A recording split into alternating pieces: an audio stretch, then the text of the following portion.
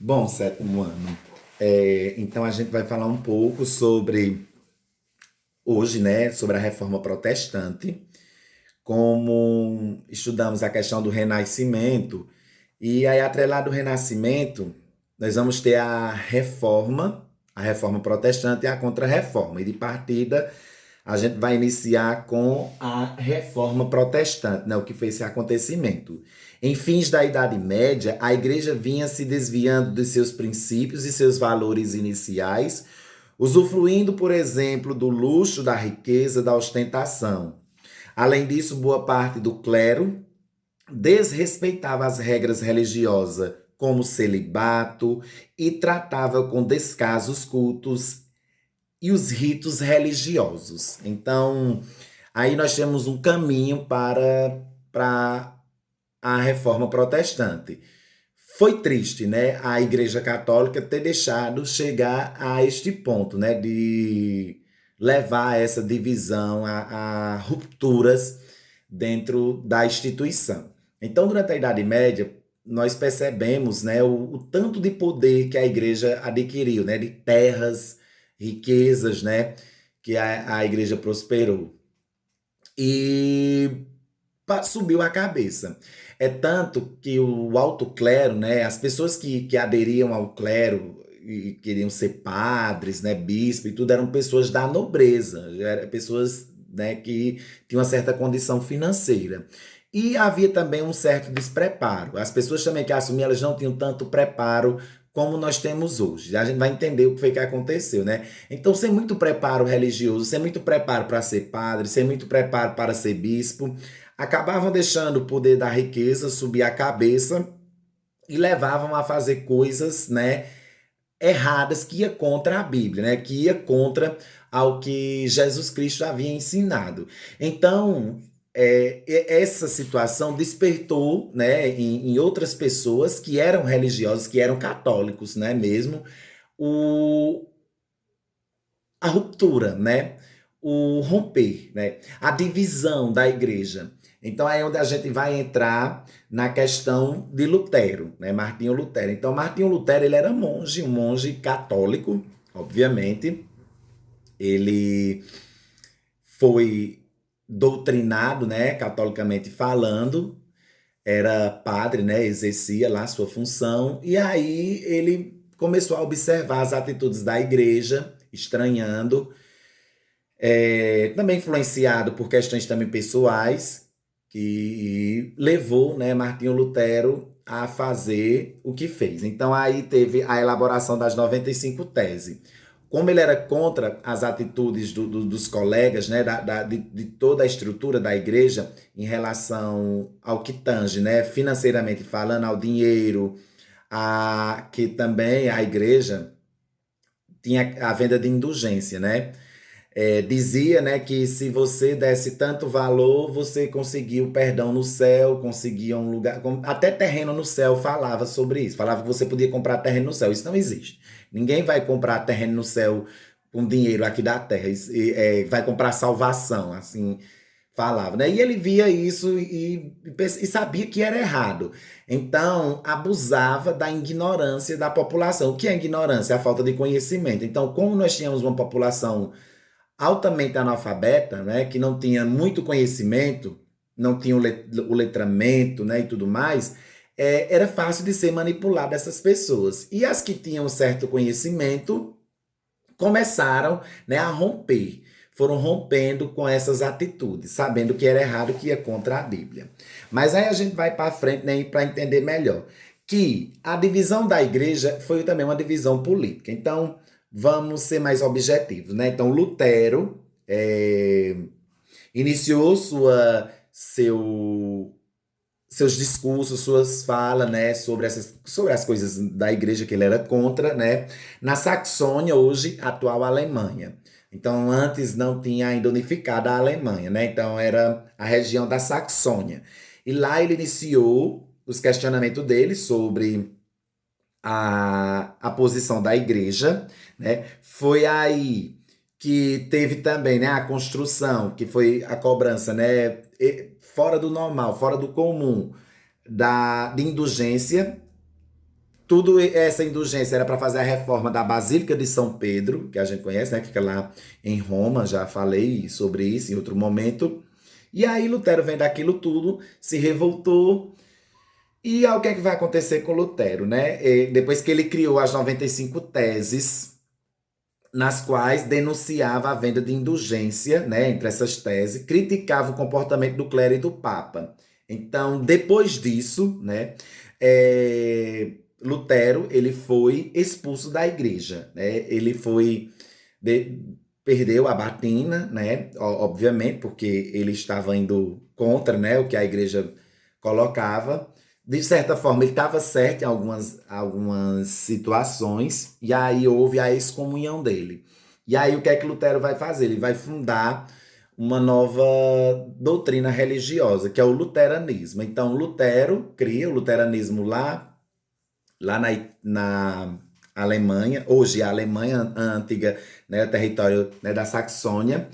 Então lá cria a reforma luterana, a igreja, quer dizer, a igreja luterana. E aí vem protestante, porque a ideia de protestante não é porque Lutero protestava, que de certa forma ele protestou, né? Mas a ideia de ser protestante, igreja protestante, foi justamente, né, porque Lutero ele foi excomungado e aí um grupo de nobres que apoiavam Lutero protestou a decisão, né, a declaração de Carlos V, porque se ele tivesse, como ele estava contra a Igreja Católica, automaticamente ele estava contra também o poder político, né?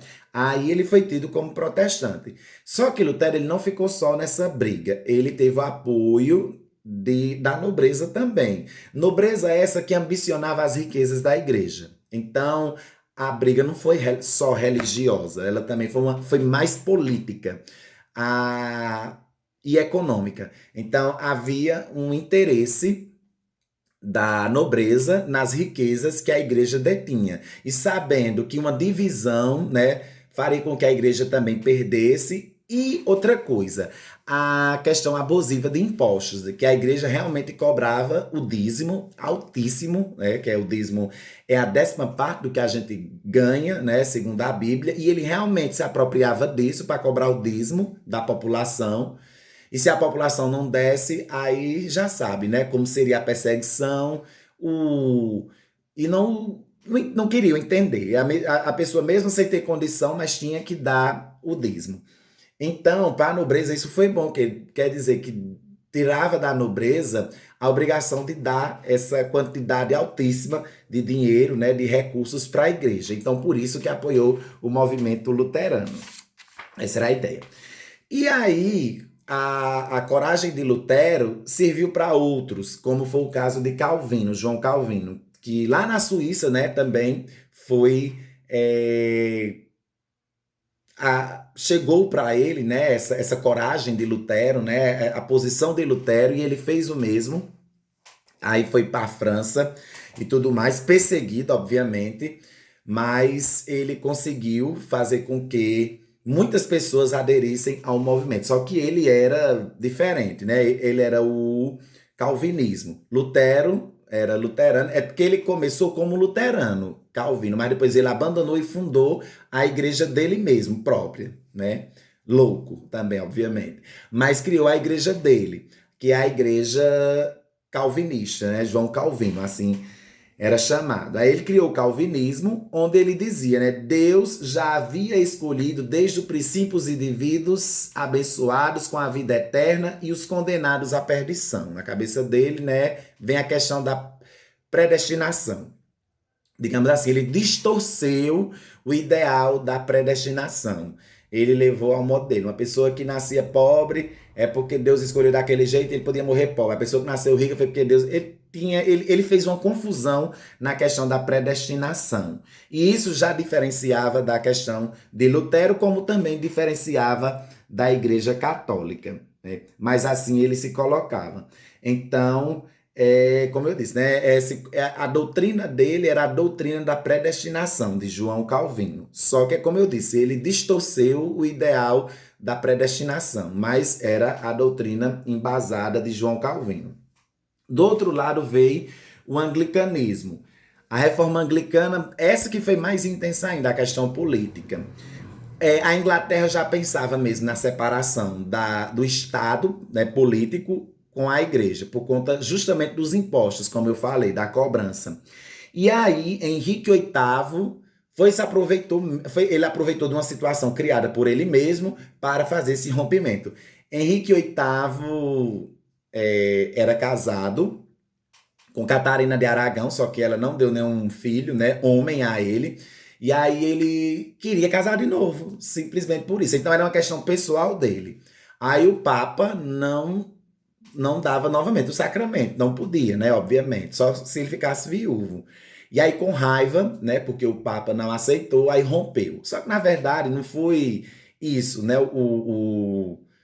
a legitimidade do rompimento. A legitimidade do rompimento foi uma questão política. Por quê? Porque ele foi apoiado pelo parlamento. Então o parlamento apoiou, né? Que se o parlamento não tivesse apoiado, não teria rompido. Mas como ele já tinha o interesse da separação por questão financeira, então ele usou essa questão, né, da vida pessoal dele para romper com a igreja. E aí ele criou a igreja anglicana e se juntou com Ana Bolena, e se juntou com outras e mais outras mulheres, porque queria, né, ter um herdeiro, né, um homem. Então aí surgiu o anglicanismo. E aí nós vemos, né, no mesmo período, século XVI, né, século XVI, foi um século bem conturbado na história religiosa mundialmente falando, porque a Idade Média trouxe a Igreja Católica, né, bem poderosa, e aí quando finaliza a Idade Média, com o Renascimento, que a gente viu e tudo mais, aí vê a ruptura que acontece dentro da Igreja Católica. Porque dentro do catolicismo nasceu, né, o luteranismo, o calvinismo e o anglicanismo. O calvinismo, quando penetrou na Inglaterra, ficou conhecido como puritanos. Então, o puritano é o mesmo, segue, né, as doutrinas calvinistas. Então, aí a gente vê, né, toda divisão que aconteceu dentro da Igreja Católica. Em partes, né, nós percebemos as falhas, né, do clero católico. E, por outro lado, a gente vê que os grupos que se formaram contra a Igreja Católica não era nem pensando na religião em si, né, no melhoramento, no posicionamento da Igreja frente à palavra de Deus, e sim econômica, política, poder, era o que queriam. Só que a Igreja Católica não ficou de braços cruzados diante disso. Aí veio a Contra-Reforma. A Contra-Reforma foi um movimento justamente contra esses tipos de reforma, porque diminuiu muito, né, o poder da igreja, começou a ter muitos seguidores dessas novas doutrinas que surgiam, né? Aí nasce também a intolerância religiosa, que é outro problema. E assim, a igreja já via interiormente essa situação errada, né, que estava acontecendo dentro do seu interior, o posicionamento do próprio clero. O próprio clero já estava tendo consciência, mas não tinha coragem, não buscavam mudar, esperou que acontecesse isso, né, para fazer essas mudanças. E aí iniciou um movimento de renovação. Sobre a liderança dos papas, né, que fizeram a renovação da igreja. O Papa Paulo III, Paulo IV, Pio V e Sisto V, né, foram grandes reformadores também dentro da Igreja Católica. Fizeram uma mudança, né, em todo o posicionamento para diminuir essas tensões e essas divisões que estavam acontecendo. Então aí vem, né, os instrumentos da Contra-Reforma. Em 1545, o Papa Paulo III convocou o concílio na cidade italiana, que era o Concílio de Trento, né? Então, o Concílio de Trento aconteceu na cidade italiana, a cidade de Trento. Esse concílio tinha como objetivo reorganizar toda a doutrina católica. Esse concílio começou em 1545, quando ele convocou, e terminou em 1563. Então, foi um bom tempo de concílio, né? Muito tempo mesmo para fazer toda a mudança que necessitava, que precisava ser feito dentro da igreja. Esse é o Concílio de Trento. E aí vem várias determinações. E uma das determinações do Concílio de Trento foi a criação de seminários, né? que hoje temos teologia e filosofia, né? O padre passa 8 anos estudando. Então, quer dizer que os outros antes, né, não tinha tanta preparação como passou a ter a partir do Concílio de Trento. Então, isso foi bom. A criação de seminário para a formação de clero, a elaboração do catecismo, é um livro bem grosso, eu tenho um até aqui, um bem grosso que foi criado, né, o livro Catecismo da Igreja Católica, para ser usado na evangelização dos fiéis. Então, lá explica tudo bem direitinho, né? Cada coisa que a gente tem dúvida, se for no catecismo da igreja, a gente encontra. E é claro que o catecismo, foi construído, inspirado na Bíblia Sagrada. Não foi criado também do nada. Principalmente de jovens e crianças. Em Trento, a igreja também condenou a venda de indulgências e de cargos eclesiásticos. Então, pronto, a partir do Concílio de Trento acabou a venda de indulgência e cargos eclesiásticos. Isso não existiu mais. Então, foi bom esse posicionamento feito pela igreja. Sem falar também que Lutero, ele pegou os 7 sacramentos da igreja e só disse que só 2 valiam, que era o batismo e a Eucaristia. A igreja não, a igreja católica agora, nessa reforma, ela valida mais ainda, né, os 7 sacramentos. Lutero abominou o culto à Virgem Maria. A igreja católica, pelo contrário, vai renovar mais ainda o culto à Virgem Maria, né, a mãe de Jesus. Então tem muitas coisas dentro do luteranismo que, né, mexeu com a cabeça das pessoas, muito, né? E aí a igreja católica, com um novo posicionamento frente às atitudes dos reformadores, né? Da reforma protestante, e ela também, né? O seu posicionamento frente ao mundo. Aí foi a ativação do Tribunal do Santo Ofício, que foi criado lá no ano de 1200, eles reativaram novamente. Aí essa parte do Tribunal do Santo Ofício aqui também foi um pouco complicado, porque aí a igreja passou a perseguir todos os hereges, todas as pessoas, né, que iam contra, né, a igreja, que ia contra os dogmas, né, elas podiam, eram perseguidas, eram queimadas. Foi o caso de Santa Joana d'Arc, né, que foi queimada viva. Isso também foi um despropósito muito grande da igreja, nesse sentido. Mas foi criado também o Tribunal foi reativado o Tribunal do Santo Ofício, como foi o caso de Galileu Galilei, que teve que negar que a Terra era redonda. Ele sabendo que estava certo, né, na sua teoria, né? Aliás, na questão do geocentrismo heliocentrismo e geocentrismo. Ele garantiu, Galileu Galilei, né, que a Terra não era o centro do universo, era o Sol, né?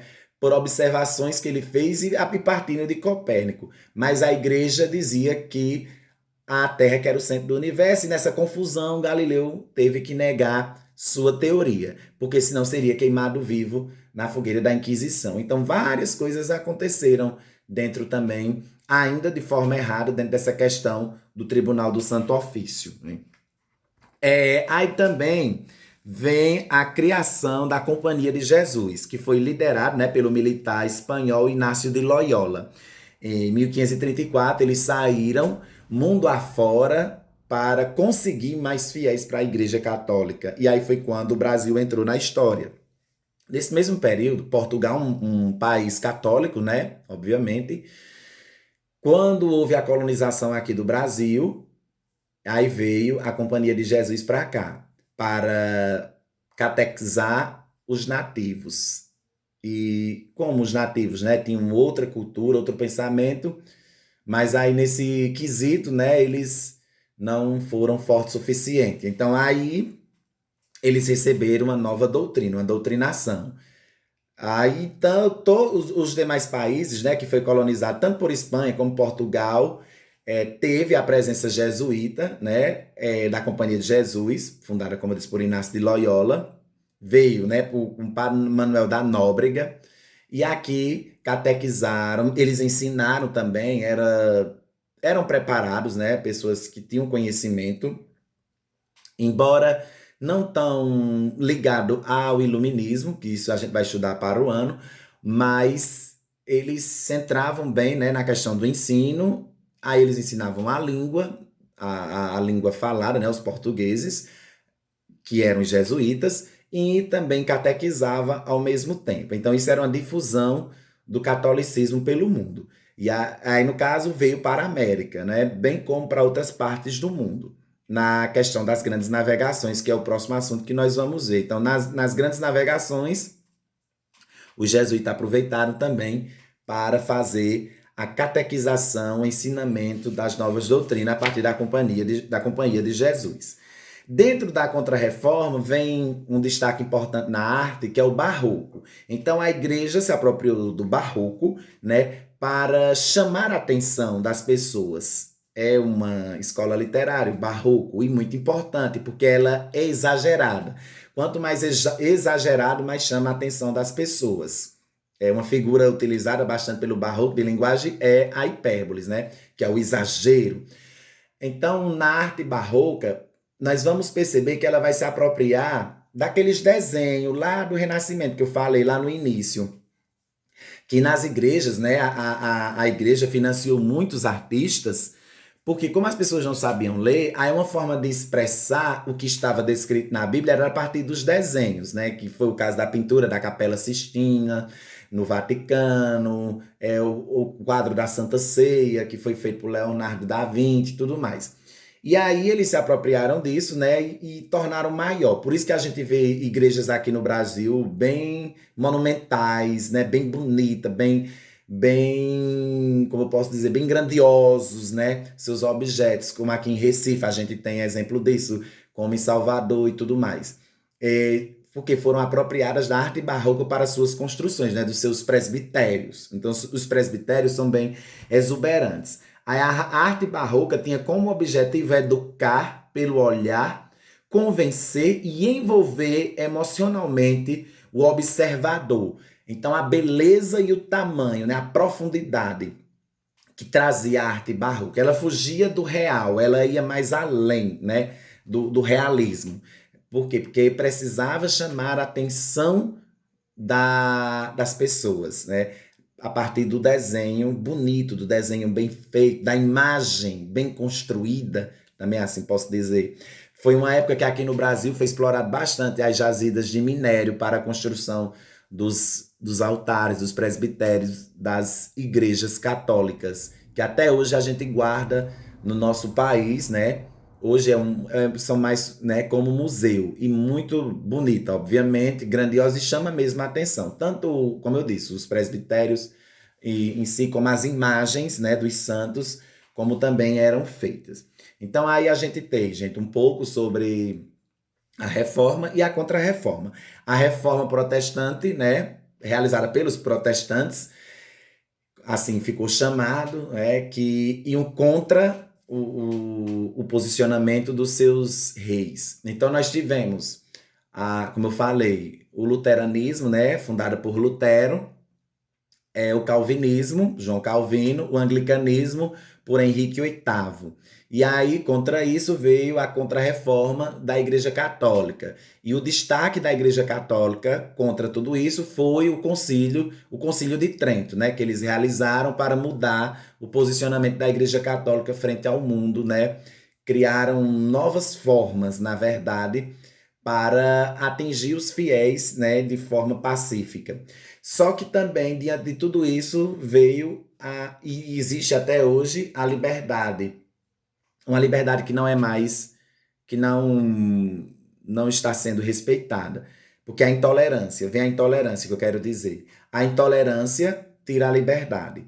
E a ideia é que as pessoas sejam livres, né, para escolher o que querem seguir sobre essa questão religiosa. O importante é conhecer cada doutrina, conhecer as mudanças que cada doutrina causaram no mundo e, ao mesmo tempo, apoiar-se, né, na verdade. Na verdade, hoje nós temos condições para isso a partir dos estudos. Então, fica aí, qualquer dúvida, é só perguntar, porque realmente é um assunto bastante complexo, né, e principalmente debatendo assim de forma remota, é mais complicado ainda. Mas fica a questão, né, que qualquer dúvida é só perguntar.